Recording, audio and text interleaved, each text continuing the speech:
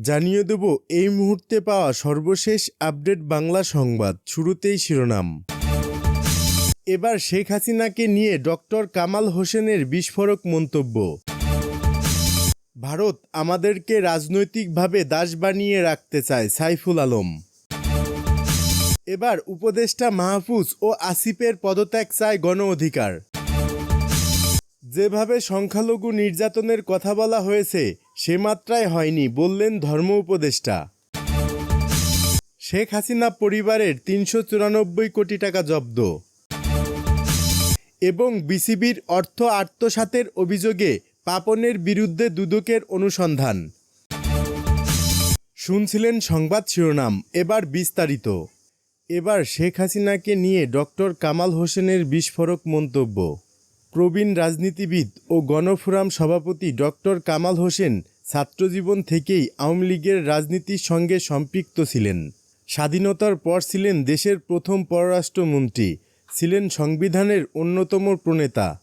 শেখ হাসিনাকে দেশে ফিরিয়ে আনা এবং দলটির সভাপতি করার পেছনে ডক্টর কামাল হোসেনই ছিলেন মূল উদ্যোক্তা।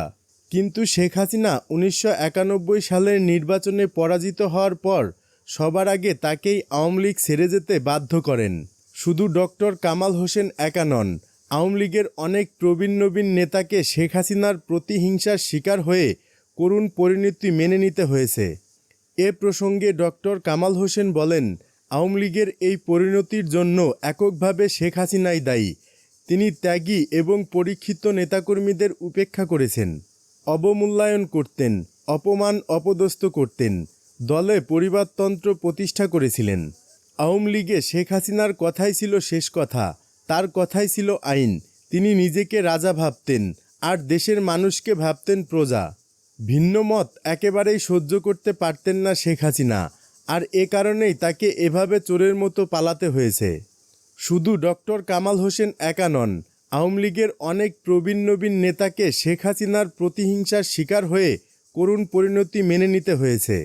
শেখ হাসিনার ছেলে সজীব ওয়াজেদ জয়ের দুর্নীতি নিয়ে কথা বলায় আব্দুল লতিফ সিদ্দিকীকে ২০২৪ সালের ২৪ অক্টোবর আওয়ামী লীগ থেকে বহিষ্কার করা হয়।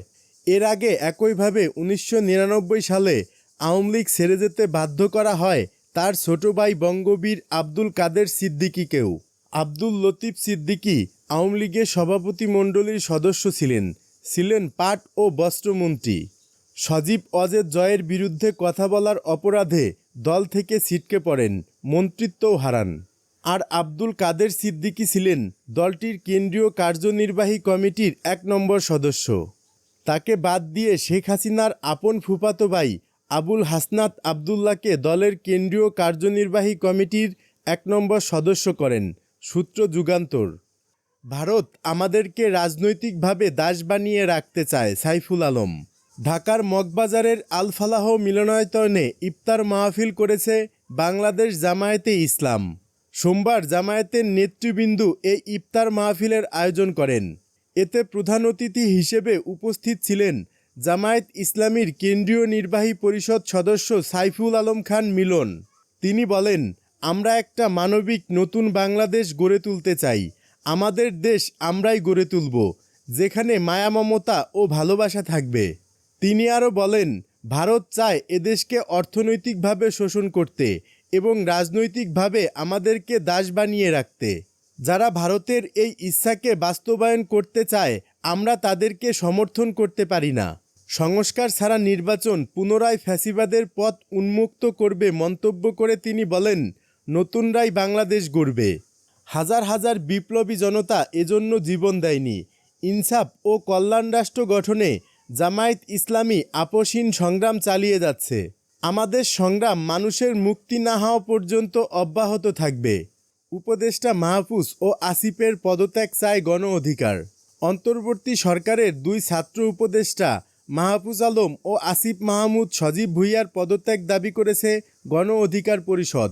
আগামী ১৫ দিনের মধ্যে তারা পদত্যাগ না করলে গণ অভ্যুত্থানের সকল শক্তিকে নিয়ে কঠোর কর্মসূচির হুঁশিয়ারিও দিয়েছে দলটি। মঙ্গলবার দুপুরে রাজধানীর পুরানা পল্টনে দলের কেন্দ্রীয় কার্যালয়ে অনুষ্ঠিত জরুরি সংবাদ সম্মেলন থেকে এ দাবি তোলা হয়। প্রয়োজনে দাবি আদায়ে প্রধান উপদেষ্টার কার্যালয় যমুনা ঘেরাও করা হবে বলেও হুঁশিয়ারি আসে।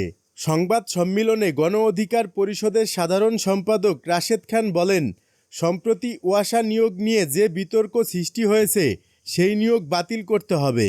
সরকারের বিভিন্ন দপ্তরে ছাত্র প্রতিনিধি হিসেবে যারা নিয়োগ পেয়েছেন তাদের নিয়োগ বাতিল করতে হবে।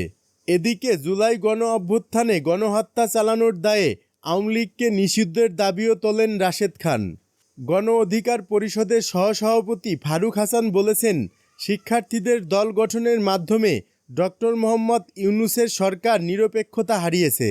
ফলে ছাত্রদের মধ্য থেকে যারা উপদেষ্টা পরিষদে রয়েছেন তাদের পদত্যাগ করতে হবে। গণ অধিকার পরিষদের এই নেতা দাবি করেন, ডক্টর মোহাম্মদ ইউনূসের চতুর্দিকে যারা রয়েছেন তারা আওয়ামী লীগের এজেন্ডাধারী, আওয়ামী লীগের দালাল। এরা আওয়ামী লীগের কাছ থেকে নানা সুবিধা নিয়ে ইতিমধ্যে ছাত্রদের যে রাজনৈতিক দল গঠন করেছে তাদেরকে নানাভাবে পৃষ্ঠপোষকতা করছেন। আমরা এটাও শুনেছি আওয়ামী লীগের বড় বড় ব্যবসায়ীদের কাছ থেকে মোটা অঙ্কের টাকা নিয়ে আসার জন্য এই সরকারের 2 থেকে 3 জন উপদেষ্টা অত্যন্ত ঘনিষ্ঠভাবে কাজ করেছেন। সেই উপদেষ্টা কারা আপনারা জানেন, সামাজিক যোগাযোগ মাধ্যমে তাদের নামগুলো উঠে আসছে। যেভাবে সংখ্যালঘু নির্যাতনের কথা বলা হয়েছে সে মাত্রায় হয়নি ধর্ম উপদেষ্টা। বাংলাদেশে সংখ্যালঘু নির্যাতনের কথা যেভাবে বলা হয়েছে সে মাত্রায় হয়নি বলে দাবি করেছেন ধর্ম উপদেষ্টা আ.ফ.ম. খালিদ হোসেন। তিনি বলেন, দেশে কিছু বিচ্ছিন্ন ঘটনা ঘটেছে, তবে আইন শৃঙ্খলা পরিস্থিতি নিয়ন্ত্রণ করার চেষ্টা করেছে সরকার। মঙ্গলবার সচিবালয়ে সংবাদ সম্মেলনে তিনি এসব কথা বলেন। ধর্ম উপদেষ্টা বলেন, নিষিদ্ধ সংগঠন হিজবুত তাহরীর বিষয়ে সরকার কঠোর। তারা মিছিল করার চেষ্টা করেছে, সরকার ভুন্ডুল করে দিয়েছে। মাজারে হামলার ঘটনায় ব্যবস্থা নেওয়া হচ্ছে বলেও জানান তিনি। হজের ভিসা জটিলতার বিষয়ে তিনি বলেন, এবার প্রায় 80,000-এর মতো হাজি উমরা করতে যাওয়ার পর বাকিরা ভিসা জটিলতায় পড়েছেন। ধর্ম মন্ত্রণালয়ের পক্ষ থেকে যোগাযোগ করা হলে সৌদি সরকার এই সাময়িক অসুবিধার জন্য দুঃখ প্রকাশ করে ঈদের পর ভিসা পাওয়ার আশ্বাস দিয়েছে বলে জানিয়েছেন ধর্ম উপদেষ্টা। এবার শেখ হাসিনাকে নিয়ে ডক্টর কামাল হোসেনের বিস্ফোরক মন্তব্য। প্রবীণ রাজনীতিবিদ ও গণফোরাম সভাপতি ডক্টর কামাল হোসেন ছাত্রজীবন থেকেই আওয়ামী লীগের রাজনীতির সঙ্গে সম্পৃক্ত ছিলেন। স্বাধীনতার পর ছিলেন দেশের প্রথম পররাষ্ট্রমন্ত্রী, ছিলেন সংবিধানের অন্যতম প্রণেতা। শেখ হাসিনাকে দেশে ফিরিয়ে আনা এবং দলটির সভাপতি করার পেছনে ডক্টর কামাল হোসেনই ছিলেন মূল উদ্যোক্তা। কিন্তু শেখ হাসিনা 1991 সালের নির্বাচনে পরাজিত হওয়ার পর সবার আগে তাকেই আওয়ামী লীগ ছেড়ে যেতে বাধ্য করেন। শুধু ডক্টর কামাল হোসেন একা নন, আওয়ামী লীগের অনেক প্রবীণ নবীন নেতাকে শেখ হাসিনার প্রতিহিংসার শিকার হয়ে করুণ পরিণতি মেনে নিতে হয়েছে।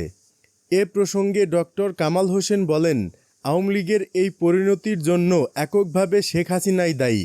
তিনি ত্যাগী এবং পরীক্ষিত নেতাকর্মীদের উপেক্ষা করেছেন, অবমূল্যায়ন করতেন, অপমান অপদস্থ করতেন, দলে পরিবারতন্ত্র প্রতিষ্ঠা করেছিলেন। আওয়ামী লীগে শেখ হাসিনার কথাই ছিল শেষ কথা, তার কথাই ছিল আইন। তিনি নিজেকে রাজা ভাবতেন আর দেশের মানুষকে ভাবতেন প্রজা।